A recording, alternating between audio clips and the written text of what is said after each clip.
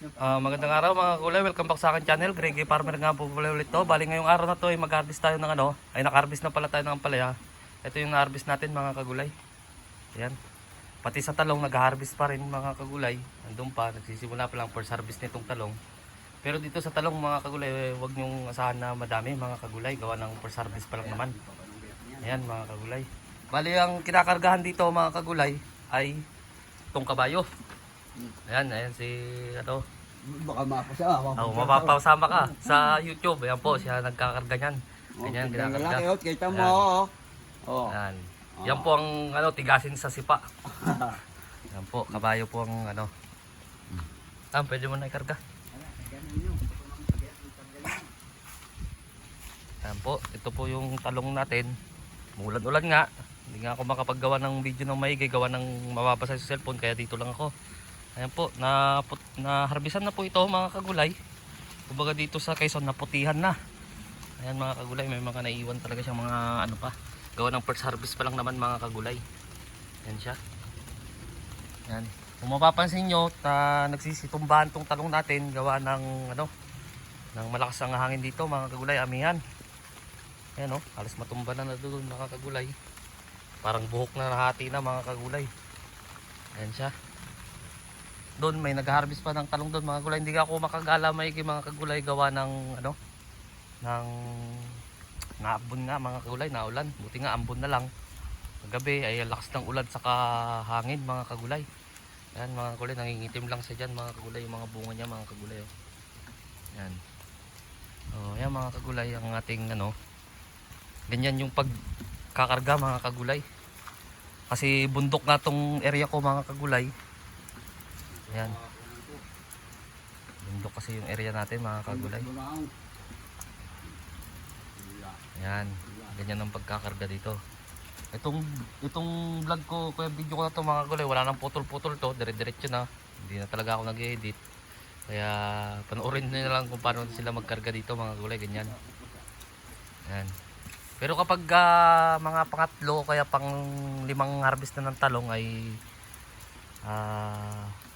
magdadagdag tayo ng magkakarga mga kagulay. Hindi nang pwedeng isang magkakarga lang kasi 30 minutes ang 30 minutes ang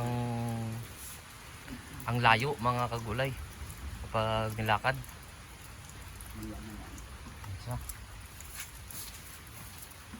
Yan, kinakarga na dito mga kagulay. Ang ganyan ang pagkakarga dito.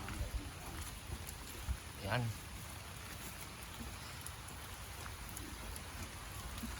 Ayan po ang pagkakarga. Ayan. Yan ang ating ampalaya. Yan. Galaxy Max F1 mga kagulay. Yan, kinakarga na dun. Para ito dito mga kagulay, mga 100 mahigit siguro to na kilo. Ayan. Ayan din yung talong natin, first harvest natin mga kagulay. Ayan. Meron din tayong mga class B mga gulay, lumiko. Ayan. Tapos meron din tayong reject na na palaya unti. Ayan. Ayan mga kagulay. Ayan, ito na lang, dito na lang kayo manood mga kagulay. Gawa nang di ako makapunta doon sa gawa nang yan muulan na. Wala, pasensya na po mga kagulay kung di ako nakakapag-update sa inyo. Gawa nga ng yun nga, mahinang signal dito. Kailangan pang bumaba para makapag-upload lang mga kagulay. Kaya dito sa YouTube, pasensya na po kung hindi ko ma-update kayo mga kagulay. Pero gagawin ko pa rin ng paraan mga kagulay na para ma-update kayo lagi. Katulad nito. Yan. Yan ang ating Calixto F1 mga kagulay. Yan. Ay, ayan. 100 kilo lang naman yan mahigit lang. Itong talong na lang ang huli. Mga kulat, kasi meron pang ina-harvest na talong. Ito, wari ko to, mga nasa 50 kilos na to mga kagulay. Itong ganito karami. Ayan. May nataan ng Mga gulay, ang ating Kalistepan. Tignan nyo naman ang panahon dito mga gulay, ano. Tsaka nandito ako sa yan, mga nyug. Doon, yung mga pantayin lang yung tinataniman, yung mga walang nyug, mga gulay. Bali ito mga kagulay, 3-1. Ito, nabilang ko na to kasi yung naalala nyo itong bumili ako ng ng cable tie, yung 100 ng 100 ng karga ng isang plastic ay naka 31 plastic mga kagulay. 31 plastic, kaya 3-1 lang to ating talong mga kagulay. Ayan siya. Gawa nga ng marami siya namatay dun sa taas ba mga kagulay. Yun. Tama yun doon. Kasama yun dun sa pag-utot mga kagulay. Swerte daw yun.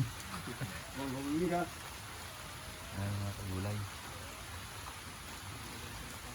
Ayan. Ayan. Pagkakarga ng dito. Yan ang dito. Challenge dito mga kagulay kapag bundok talaga pagtataniman. Pero kahit na ganun mga kagulay, okay pa rin, pasalamat pa rin tayo sa Panginoon at meron tayong na-harvest. Ayan, nag-harvest pa mga kagulay. Ayan, kung hinahanap nyo to sa Mindanao mga kagulay, nandito na siya sa Luzon mga kagulay. Kaya hindi nyo na siya mahanap dyan sa Mindanao. Ayan, ayan mga kagulay.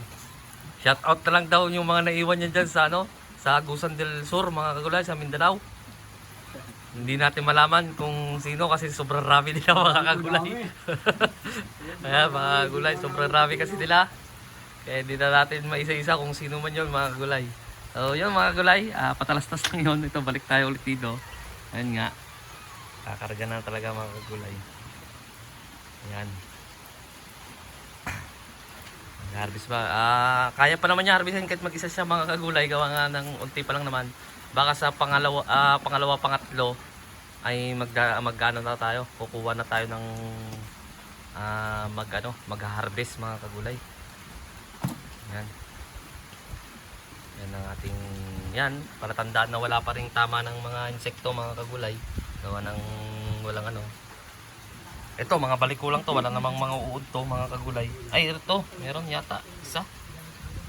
Meron isa mga kagulay, hindi naman natin, katulad ng sabi ko, hindi naman natin mape-perfect na na pangalan nito. 100% talaga na walang uod. Ayan. Ayan, salamat Panginoon at binigyan nyo kami ng ganitong harvest. Sana dumami pa ng dumami kasi first harvest pa lang naman ito. Ito, hindi na to siya first harvest mga gulay, pang 5 na ba to? Pangatlo. Mga kagulay, pangatlo tong harvest natin dito sa Ampalaya.